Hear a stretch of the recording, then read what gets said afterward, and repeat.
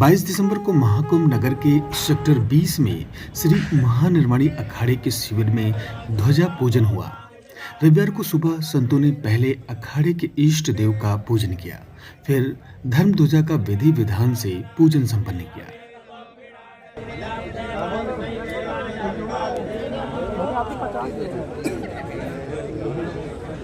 बोलिए श्री गुरु कपिल मुनि महाराज की जय।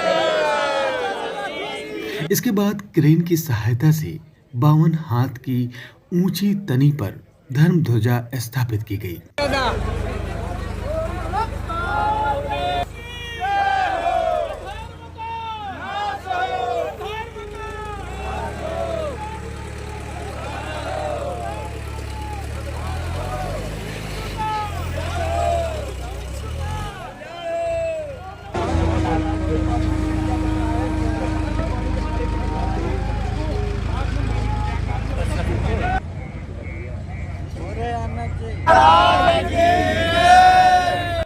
इस दौरान अखाड़े के सचिव श्री महंत यमुनापुरी ने ध्वजा की महत्व को बताया।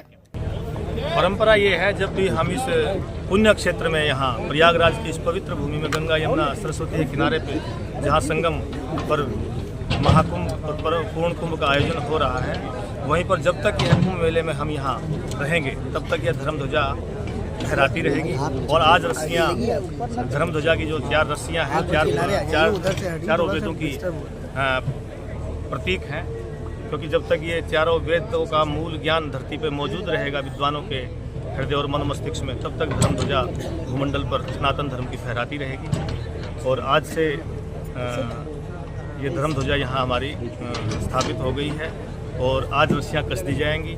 और जब हम कुंभ मेले से प्रस्थान करेंगे काशी की तरफ, तब धर्म ध्वजा की रस्सियाँ ढीली कर दी जाएंगी।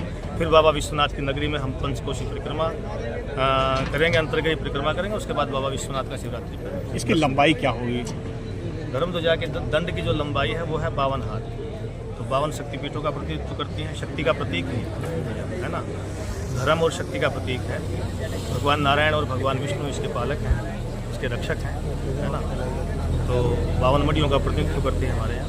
तो महाराज जी, धर्म ध्वजा में हम देख रहे हैं गेरुए रंग से रंगा गया, रस्सी है, तो गेरू है, हमारा गेरू से मोर पंख गेरू है। शक्ति का प्रतीक है। भगवान शिव और शक्ति का प्रतीक जो संयुक्त है वो गेरू है, शक्ति स्वरूप माना गया है। महाराज, ये महानिर्वाणी का आगे क्या क्या आयोजन होने वाले हैं इसके बाद हमारी फिर 2 जनवरी को कुंभ मेला छावनी में प्रवेश शोभा यात्रा रहेगी।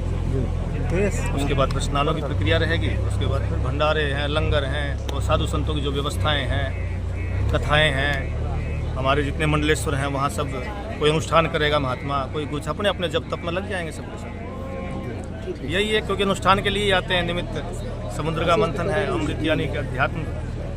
श्रद्धालुओं को क्या संदेश देना चाहते हैं आप? श्रद्धालुओं के लिए यही है कि यहाँ आए तो पिकनिक स्थल समझ के ना आए। आप एक धर्म क्षेत्र में आ रहे हैं और आप एक विशुद्ध रूप से आध्यात्मिक उन्नति के लिए यहाँ आएंगे तो आपको अवश्य ही लाभ प्राप्त होगा और आप जीवन में आंतरिक रूप से और आध्यात्मिक रूप से समृद्ध बनेंगे। क्योंकि हमारे यहाँ इस कुंभ मेले में हमारे शंकराचार्य से लेकर के अखाड़ों के सारे साधु संत महात्मा और भी जितनी समाज सेवी संस्थाएं जो अपनी संस्कृति और धर्म पे कार्य करती हैं निरंतर, वो सब भी यहाँ रहेंगे। अनेक विरक्तों का और गृहस्थों का इससे बड़ा आयोजन पूरे भूमंडल पर कहीं नहीं होता है। तो दोनों का मंथन होता है और दोनों तो यहाँ आत्मिक विकास के लिए और आध्यात्मिक और अपनी संस्कृति से परिचित होने के लिए और अपने आध्यात्मिक प्रश्नों का उत्तर पाने के लिए ही इस कुंभ का आयोजन सदियों से ही नहीं युगों युगों से होता आया है। और सभी ऋषि मुनियों की, समस्त देवी देवताओं की और समस्त जो तीर्थ हैं, तीर्थों के समस्त जो सभी अधिपति हैं, तीर्थों के अधिनायक, वो सब यहाँ प्रयागराज की इस भूमि पर ही गंगा यमुना के इस पवित्र जल में ही समाहित हो जाते हैं। तो यहाँ डुबकी लगाने का मतलब है कि आपने सभी तीर्थों में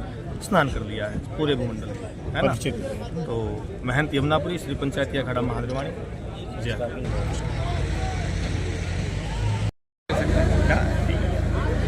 गंगा मैया कृपा है।